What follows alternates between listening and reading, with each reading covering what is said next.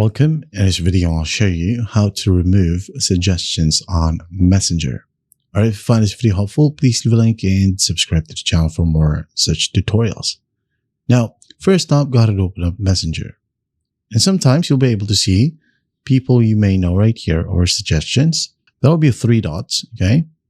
Besides the people you may know tab or suggestions tab, just click on the 3 dots and then just tap on hide. Alright?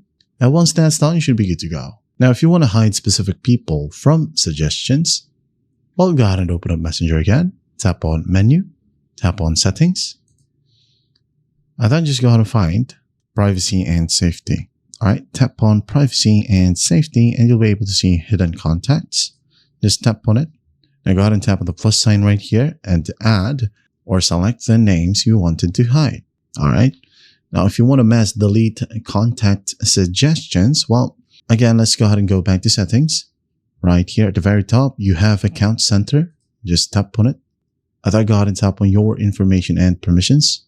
And then go ahead and tap on Upload Contacts. Select your Messenger. And then make sure that this one is turned off. Okay? Turn that off. Once done, manage contacts right here. And delete all contacts if you want to. Okay? Read through this carefully.